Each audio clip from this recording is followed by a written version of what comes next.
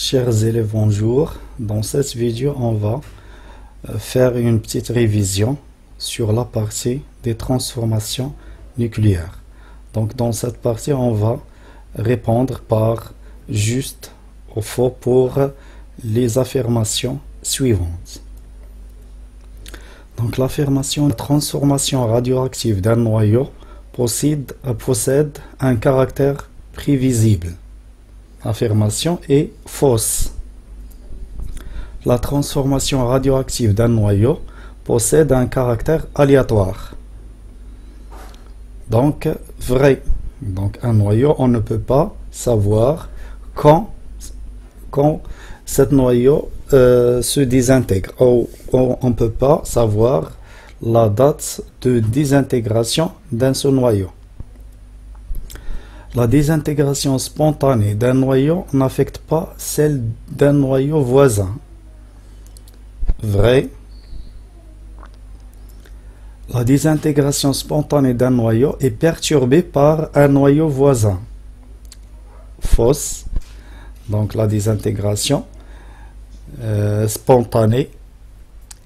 Donc c'est spontané et aléatoire. Donc il n'y a pas d'influence des grandeurs extérieures.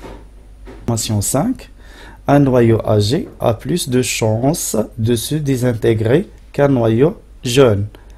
Donc, fausse. Un noyau âgé a autant de chances de se désintégrer qu'un noyau jeune. Donc, vrai. Le noyau père est plus stable que le noyau fils. Faux, c'est l'inverse. L'évolution d'une population d'un grand nombre de noyaux radioactifs possède un caractère prévisible.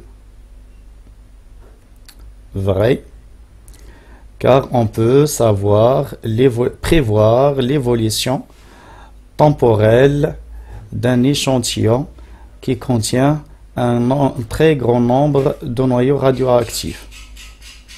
9. L'évolution d'une population d'un grand nombre de noyaux radioactifs possède un caractère aléatoire. Fausse. Transformation radioactive transforme un élément chimique en un autre. Vrai. Donc le cobalt peut nous donner un autre élément chimique. L'uranium se transforme en thorium, etc. Le carbone se transforme en azote. 11. Lors d'une transformation radioactive, il y a conservation des éléments chimiques. Donc, fausse. Les isotopes sont des nucléaires différents qui ont le même nombre de neutrons. Fausse. Au cours d'une désintégration radioactive, il y a conservation du nombre de protons. Fausse. Il y a conservation de la charge, mais il n'y a pas de conservation du nombre de protons. Par exemple, dans la désintégration β- et β+, il y a un transfert soit d'un proton en neutron ou un neutron en proton. Le nombre de noyaux désintégrés d'un échantillon à l'instant T1,5 est égal au nombre de noyaux restants. Donc le nombre de noyaux désintégrés d'un échantillon à l'instant T1,5 est égal au nombre de noyaux restants. Vrai. La désintégration β+ caractérise les noyaux qui ont un excès de protons. Donc β+ caractérise les noyaux qui ont un excès de protons. Donc β+, lors d'une transformation β+, un proton se transforme en neutron. Donc vrai. 16. La désintégration β- caractérise les noyaux qui ont un défaut de neutrons. Fausse. Donc c'est β+. La désintégration alpha caractérise les noyaux légers. Fausse. Alpha caractérise les noyaux lourds. Lors de la désintégration alpha, il y a conservation du nombre de protons. Bien sûr, vrai. L'énergie libérée lors d'une désintégration ou désexcitation gamma est une énergie cinétique. Fausse, car cette énergie est une énergie lumineuse, donc c'est un photon ou un rayon lumineux ou une onde lumineuse. La particule alpha est un noyau de l'hélium He2,5. Fausse, donc c'est un noyau de l'hélium mais He2,4. La particule bêta- est un électron. Vrai. La particule bêta plus est de symbole E plus 1, 1. Fausse, donc le symbole de bêta plus c'est E plus 1, 0. La relation entre le temps de demi-vie et la constante radioactive est lambda fois T1 demi égale ln de 2. Vrai.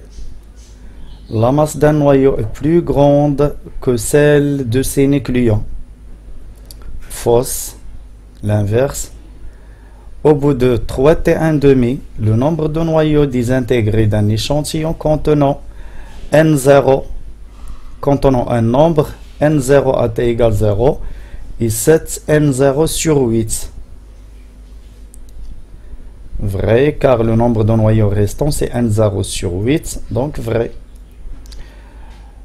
Un noyau est d'autant plus stable que son énergie de liaison par nucléon est grande. Vrai. La fission est une réaction nucléaire spontanée au cours de laquelle un noyau lourd éclate généralement en deux noyaux plus légers sous l'impact d'un neutron. Fausse, car la fission est une réaction nucléaire provoquée, n'est pas spontanée. La fusion est une réaction nucléaire provoquée au cours de laquelle un noyau se divise en deux noyaux plus stables. Fausse, cette définition c'est la définition de la fission. L'énergie de liaison est égale au produit du défaut de masse du noyau et de la célérité de la lumière dans le vide. Fausse. L'énergie de masse d'un noyau est égale au produit du défaut de masse et du carré de la célérité de la lumière dans le vide. Fausse. L'énergie de liaison est égale au produit de défaut de masse fois le carré de la célérité. Et l'énergie de masse d'un noyau est égale au produit de la masse du noyau et le carré de la célérité de la lumière. La fission nucléaire concerne les noyaux légers de nombre de masse A inférieur à 20. Fausse. Donc la fission concerne les noyaux lourds. Donc la fusion concerne les noyaux légers. La transformation nucléaire exothermique, c'est l'énergie de masse des produits est inférieure à celle des réactifs. Et dans transformation exothermique, c'est la transformation qui libère de l'énergie. Donc l'énergie finale doit être inférieure à l'énergie initiale. Donc l'énergie de masse des produits doit être inférieure à l'énergie de masse des réactifs. Donc la masse des produits doit être inférieure à la masse des réactifs, donc vrai. La fusion nucléaire concerne les noyaux légers, donc vrai. L'énergie de liaison, c'est l'énergie minimale qu'il faut fournir à un noyau pour le dissocier en nucléon. Vrai. Voilà une série de questions, vrai ou faux. Donc à la prochaine vidéo, Inch'Allah, on va continuer de traiter quelques sujets de concours de la médecine des années précédentes. Merci pour votre attention et à la prochaine vidéo, Inch'Allah.